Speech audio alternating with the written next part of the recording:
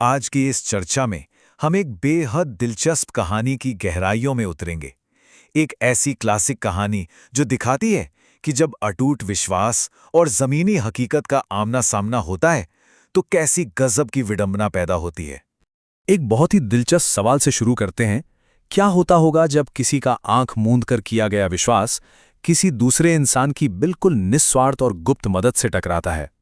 ये सच में मानवीय स्वभाव को समझने पर मजबूर कर देने वाली स्थिति है। इन हस्तलिखित नोट्स के जरिए हम लेंचो नाम के एक किसान की जिंदगी में घटी घटनाओं के क्रम को समझेंगे। यही नोट्स हमें इस कहानी के हर एक दिलचस्प मोड़ के बारे में बताएंगे। तो इस कहानी की शुरुआत होती है एक किसान के असाधारण विश्वास से। लेंचो कोई आम किसान नहीं है, वो बेहद मेहनती है और उसके परिवार का पूरा गुजारा, उसका पूरा मुनाफा सिर्फ एक चीज पर टिका है, एक अच्छी बारिश। और इसके लिए भगवान पर उसका भरोसा इतना मजबूत है जो शायद ही कहीं और देखने को मिले। लेकिन आगे जो होता है वो सब कुछ बदल कर रख देता है। एक विनाशकारी ओलावृष्टि। घटनाक्रम कितनी तेजी से बदलता है। जिसका बेसब्री से इंतजार था वो बारिश शुरू तो होती है, पर देखते ही देखते एक भयंकर ओलावृष्टि में तब्दील हो जाती है। उसकी फसल पूरी तरह तबाह हो जाती है। अब उसके सामने बस एक ही संकट है, उसके परिवार का अस्तित्व कैसे बचेगा। इस भयंकर मुसीबत के बाद आती है कहानी की सबसे हैरान करने वाली कड़ी, भगवान को एक पत्र।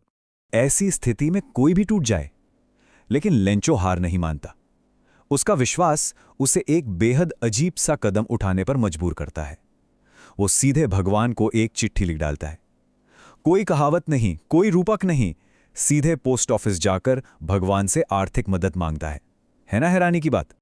और यहीं से एंट्री होती है एक नए किरदार की और पर्दे के पीछे से किए गए एक नेक दान की। पोस्टमास्टर का रिएक्शन बहुत स्वाभाविक था। पहले तो लिफाफे पर भगवान का पता देखकर वो अपनी हंसी नहीं रोक पाता, लेकिन अगले ही पल वो उस मासूम किसान के अटूट विश्वास से इतना प्रभावित होता है कि वो तय करता है कि चाहे जो हो जाए इस विश्वास को टूटने नहीं देगा। और इस नेक इरादे के साथ पोस्टमास्टर गुप्त रूप से एक योजना बनाता है। वो खुद की सैलरी का एक हिस्सा देता है और अपने साथ काम करने वालों से चंदा इकट्ठा करता है, ताकि लेंचो को लगे कि सच में भगवान ने ही उसकी मदद की है। इस पूरे मामले में अब सबसे अहम किरदार इस संख्या का है, 100 पेसो। ये वही रकम है जो लेंचो ने भगवान से मांगी थी। उसे पूरा विश्वास था कि उसके परिवार को भुखमरी से बचाने के लिए भगवान ठीक इतने ही पैसे भेजेंगे। पर हकीकत यह है कि तमाम कोशिशों के बाद भी पोस्टमास्टर और उसके साथी मिलकर सिर्फ 70 पैसों ही जुटा पाते हैं। दान के हिसाब से ये एक बड़ी रकम जरूर थी, लेकिन लेंचो की मांगी गई रकम से थोड़ी कम रह गई। और पैसों की यही कमी पैदा करती है इस कहानी का एक अनोखा और विडंबनापूर्ण निष्कर्ष। यहां विरोधाभास सच में बहुत गहरा है। लेंचो लिफाफा खोलता है और उसे पैसे मिलते हैं, पर वो बिल्कुल भी हैरान नहीं होता। उसे लगता है ये तो उसका हक है। लेकिन जैसे ही वो पैसे गिनता है और रकम कम निकलती है, उसका गुस्सा 7वें आसमान पर पहुंच जाता है।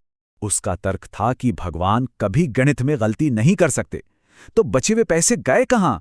वो फौरन एक और चिट्ठी लिखता है और भगवान से बचे हुए 30 पैसों सीधे भेजने की मांग करता है, और साथ ही लिखता है कि इस बार डाक से बिल्कुल न भेजें। और यहां सामने आती है इस कहानी की सबसे बड़ी विडंबना। लेंचो उन्हीं डाकघर के कर्मचारियों पर पैसे चुराने का इल्जाम लगा देता है जिन्होंने पैसे जोड़कर उसकी मदद की थी। वो उन्हें बदमाशों का झुंड कह डालता है।